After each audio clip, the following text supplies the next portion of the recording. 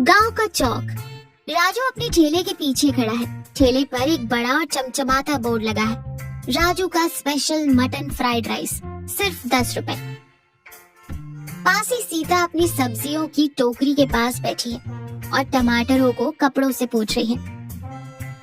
सूरज ठेले के सामने खड़ा एक प्लेट में फ्राइड राइस खा रहा है। राजू भाई, कसम से बता रहा हूँ तो कोई मामूली इंसान नहीं है। तूने इस चावल के दाने दाने में किसी बकरे की आत्मा डाल दी है क्या? क्या स्वाद है। मतलब मैं जब भी ये खाता हूँ मुझे लगता है मैं सीधा स्वर्ग की सीढ़ियाँ चढ़ रहा हूँ। अरे सूरज भाई, इसमें कोई आत्मा वात्मा नहीं है, सिर्फ मेरे ताजे मसाले हैं और सुबह 4 बजे उठकर की गई मेरी मेहनत है। तुम बस शांति से खाओ, ज्यादा दिमाग मत दौड़ाओ। सीता टमाटर को उछालते हुए और ताना मारते हुए कहती है, दिमाग दौड़ाने के लिए दिमाग होना भी तो चाहिए राजू। इस सूरज का क्या है, दिन भर में या तो ये दूसरों का खाना खा सकता है या फिर पंचायत के चबूतरे पर बैठकर दुनिया भर की फालतू गप्पे मार सकता है। इसके अलावा इसे आता ही क्या है। सीता जी, आप अपनी इन लौकी, कद्दू और तोरई पर ध्यान दीजिए। ये 10 रुपए की शाही मटन राइस है, आपको इसका गहरा राज समझ नहीं आएगा। पर राजू सच बता मेरे भाई, आज के महंगाई वाले जमाने में 10 रुपए में तो ढंग का पानी की बोतल नहीं मिलती। तू मटन कैसे दे रहा है? कहीं तू अपनी जेब से तो पैसे नहीं भर रहा? क्योंकि मैं पानी नहीं फ्राइड राइस बेच रहा हूँ और मेरी जेब की फिक्र तू मत कर। तेरी प्लेट खाली हो गई है ना, तो तू ये फालतू के सवाल बंद कर। अपनी जेब से 10 का कड़क नोट निकाल, मेरे हाथ में रख और ये प्लेट वापस कर। इसमें तो चिल्लर ही नहीं है। फिक्र मत कर, कल पक्का 100% तेरा पैसा दे दूंगा। देखा राजू, इसे कहते हैं मटन खाकर उधार की डकार लेना। इसके पास पैसे कभी होते भी है क्या? सूरज खाली प्लेट ठेले पर रखता है और नजरें चुराते हुए वहाँ से खिसक लेता है। अगला दिन सुबह का समय। सूरज बहुत ही गंभीर और जासूसों वाला चेहरा बनाकर सीता के पास आता है। सीता, मुझे रात भर एक पल के लिए भी नींद नहीं आई। क्यों, क्या हुआ? किसी ने पुराना उधार वापस मांग लिया क्या? मजाक बंद करो सीता, मैंने पूरी रात बैठकर गणित लगाया है।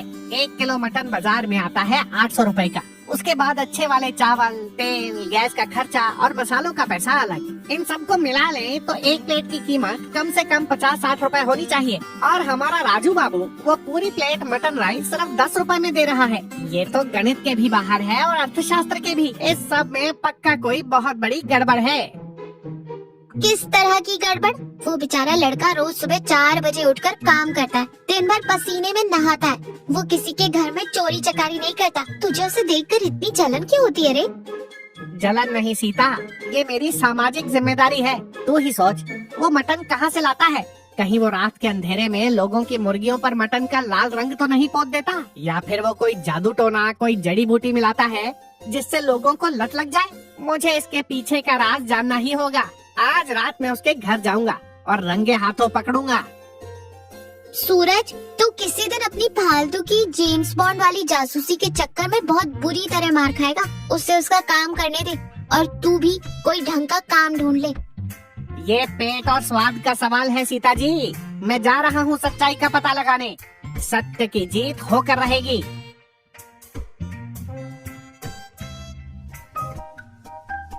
तीसरी रात। सूरज एक पुरानी दीवार के पीछे छुपकर झांक रहा है।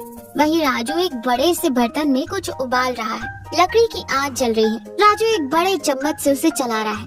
बर्तन से बहुत गाढ़ी भाप निकल रही है। आज नहीं बचेगा ये राजू। आज रंगे हाथों पकड़ूंगा इसे। जरूर कोई जादुई जड़ी बूटी या कोई सस्ता मिलावटी सामान मिला रहा होगा। अभी इसका पर्दाफाश करता हूँ। सूरज थोड़ा आगे खिसकता है ताकि वो साफ देख सके। तभी उसका पैर एक खाली टीन के डिब्बे पर पड़ता है और एक जोरदार आवाज होती है। राजू तुरंत सतर्क होकर पीछे मुड़ता है। कौन है वहाँ? कौन चुप कर खड़ा है? सूरज घबरा जाता है। वो झिझकते हुए बाहर आता है। अरे राजू भाई, डरो मत, ये तो मैं हूँ, अपना सूरज। मैं तो बस ऐसे ही खाना खाकर रात की सैर कर रहा था। सोचा देख लूँ तुम सोए या नहीं। राजू बर्तन का ढक्कन ढकते हुए, रात के 11 बजे? वो भी मेरी रसोई की पिछली दीवार के पास सैर कर रहे हो। वाह सूरज भाई, सैर करने की क्या बढ़िया जगह ढूंढी है। सीधे सीधे पूछ लो जो पूछना है। ये चोरों की तरह छुपने की क्या जरूरत है। ठीक है, अब जब तूने पूछ ही लिया है तो मैं भी नहीं छुपूंगा। भाई मुझे सच सच बता, तू इस बड़े से पतीले में इतनी रात को क्या बनाता है? मटन इतना सस्ता कैसे बेच रहा है तू? क्या तू किसी सस्ते या मरे हुए जानवर का गोश्त मिलाता है? देख भाई, अगर तू ऐसा कुछ कर रहा है तो ये गांव वालों के साथ बहुत बड़ा धोखा है। सूरज भाई, मैं गरीब जरूर हो सकता हूँ, लेकिन मैं बेईमान नहीं हूँ। मैंने आज तक किसी को धोखा नहीं दिया और न ही कभी दूंगा। तुम खुद ही आकर देख लो कि मैं क्या बना रहा हूँ। आ जाओ पास। राजू पतीले के पास जाता है और उसका भारी ढक्कन हटाता है। अंदर सिर्फ पानी उबल रहा है और उसमें कुछ बड़ी बड़ी हड्डियां पड़ी हैं। कहीं कोई मांस का टुकड़ा नहीं है।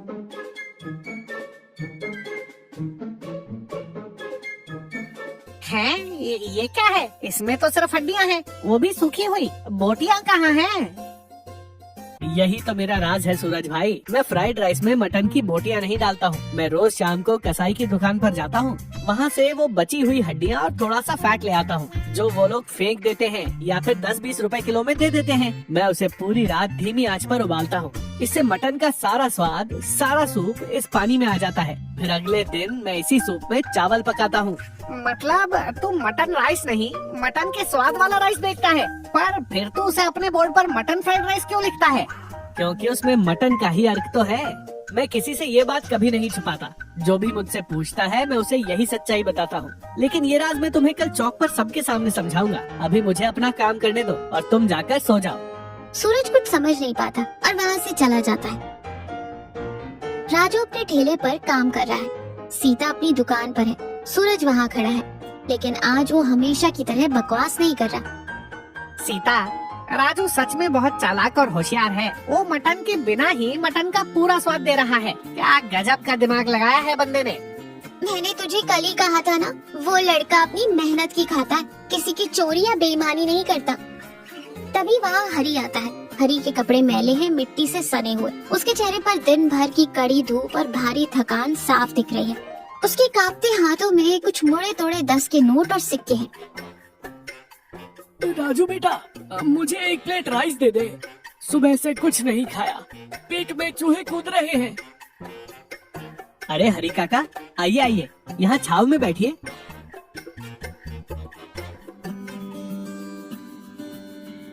फिर एक बड़ी सी प्लेट लेता है, उसमें गर्मा गर्म फ्राइड राइस भरता है, ऊपर से थोड़ा सा बारीक कटा प्याज डालता है और आधा नींबू निचोड़कर हरी को देता है। हरी एक बड़ा निवाला खाता है और उसके खाते ही उसकी आंखें भर आती हैं।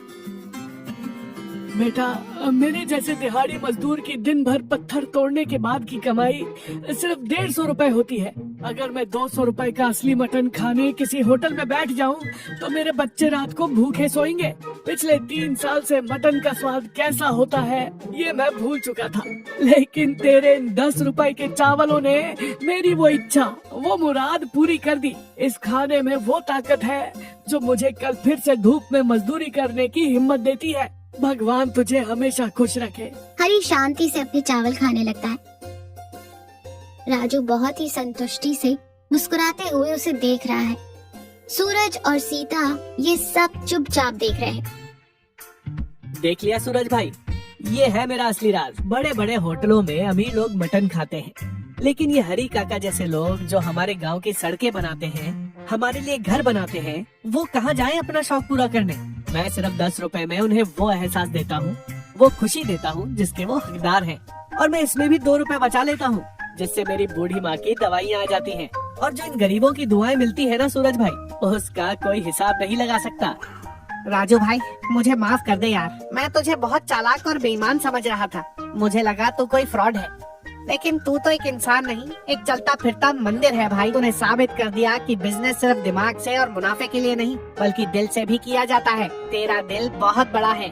सीता मुस्कुराते हुए अपनी आंखें पोंछते हुए, आज पहली बार, इतने सालों में पहली बार सूरज के मुंह से कोई समझदारी वाली बात निकली है। राजू, तू सच में बहुत नेक काम कर रहा है। यार राजू, तेरी ये इमोशनल बातें सुनकर मेरी आँखों से तो गंगा जमुना बहने लगी है, लेकिन मेरा पेट अभी भी एकदम खाली है। एक काम कर, ये आंसू पोंछ और मेरे लिए भी 1 प्लेट लगा। और हाँ, एकदम फुल प्लेट लगाना, प्लेट तो लगा दूंगा सूरज भाई, लेकिन आज नकद नारायण देना होगा। उधार का खाता बंद, दुआएं फ्री है, पर फ्राइड राइस के 10 रुपए पूरे लगेंगे। सूरज भी हंसते हुए तुरंत अपनी जेब से 10 रुपए का कड़क नोट निकालता है। ये ले मेरे भाई, आज से मेरी जासूसी हमेशा के लिए बंद और राजू का स्पेशल मटन फ्राइड राइस रोज के लिए चालू। तीनों जोर से हंसते हैं। हरी भी मुस्कुराता है और शांति से अपना खाना खत्म करता है।